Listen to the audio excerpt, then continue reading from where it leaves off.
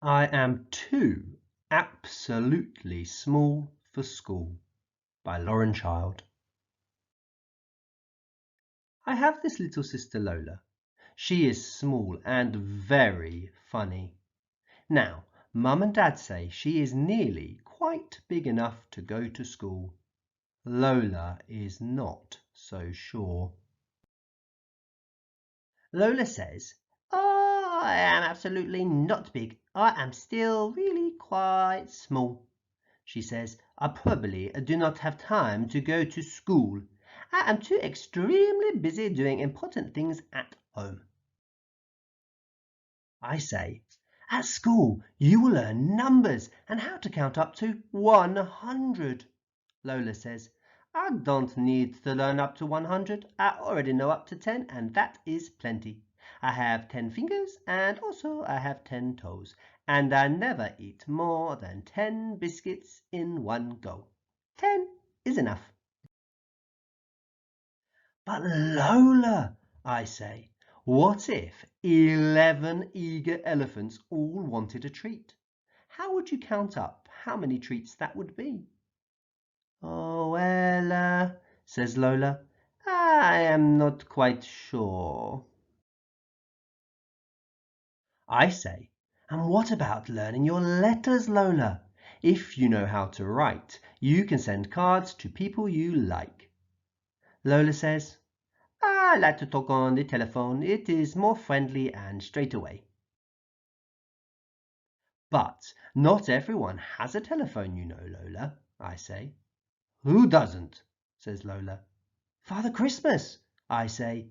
"You have to write him a special note and put it up the chimney to tell his little helpers your Christmas wish. Otherwise the little helpers might get your wish muddled up." "I didn't know that, Charlie," says Lola. "And Lola," I say, "don't you want to read words? Then you will be able to read your own books and understand secret messages written on the fridge." Lola says, "I know lots of secrets. I don't need to read words, and I've got all my books in my head. If I can't remember, I just make them up."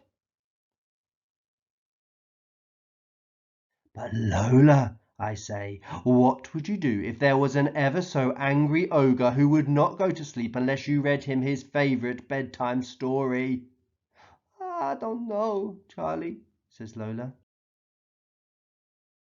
Then Lola says, "I would like to read to an ogre and count up elephants and put notes up the chimney, but I absolutely will not ever wear a school uniform. I do not like wearing the same as other people." I say, "But Lola, you do not have to wear a school uniform. At our school you can wear whatever you like." "Oh," says Lola, "you wait there. I know exactly what I can wear." "Well, Lola," I say, "that certainly suits you, but you cannot go to school dressed as a crocodile." Lola says, "This is not a crocodile, this is an alligator." I say, "You can't really go as an alligator either." "Why not?" says Lola. Because alligator is for best. For school, stripes are nice." "Really?" says Lola.